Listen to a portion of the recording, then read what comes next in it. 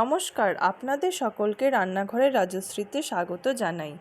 আজ আমি আপনাদেরকে বানিয়ে দেখাবো রসমালাই।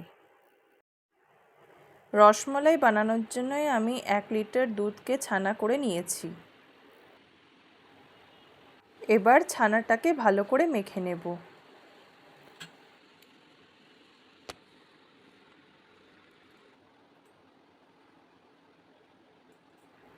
ছানার মধ্যে আমি 1 চামচ সুজি, 1 চামচ ময়দা আর 1 চিমটি বেকিং পাউডার দিয়ে দিচ্ছি।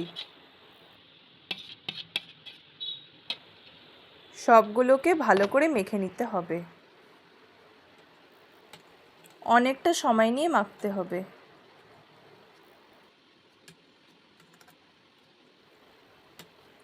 এবার এটাকে একটি বড় প্লেটে নিয়ে নিলাম আর হাতের তালু দিয়ে মেখে নিচ্ছি।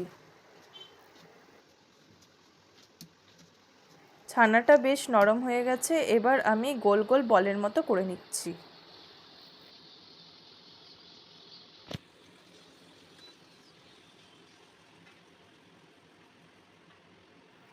সবগুলো বানিয়ে নিলাম। এবার আমি শিরাটা বানিয়ে নিচ্ছি। 2 বাটি জল দিলাম আর 1 বাটি চিনি।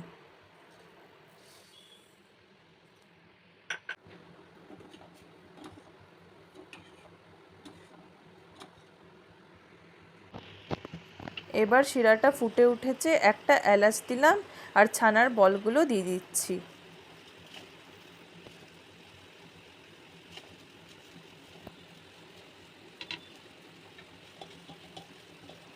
এবার ঢাকা দিয়ে ভালো করে ফুটিয়ে নিচ্ছি। 10 মিনিট ভালো করে ফুটিয়ে নিলাম। ছানার বলগুলো বেশ ফুলে উঠেছে।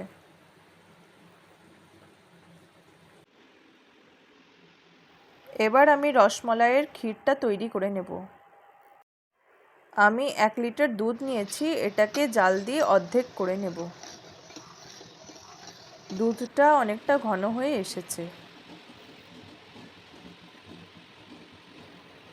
এবার ছানার বলগুলোকে শিরার থেকে তুলে নিচ্ছি।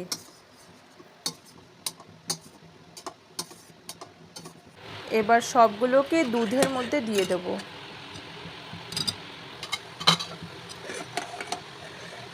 কিছুক্ষণ ফুটিয়ে নেব।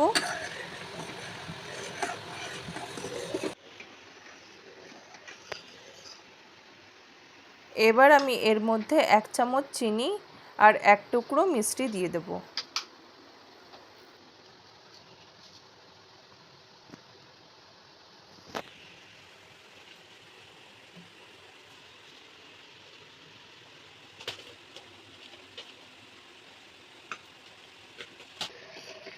এবার এটাকে ভালো করে ফুটিয়ে নিলাম।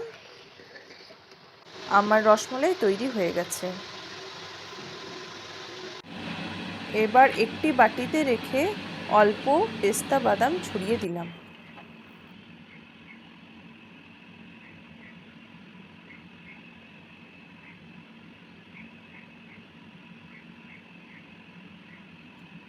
এটাকে এখন ঠান্ডা করে নেব। আমার এই রেসিপিটি ভালো লাগলে তাহলে প্লিজ লাইক আর সাবস্ক্রাইব করে দিয়েন।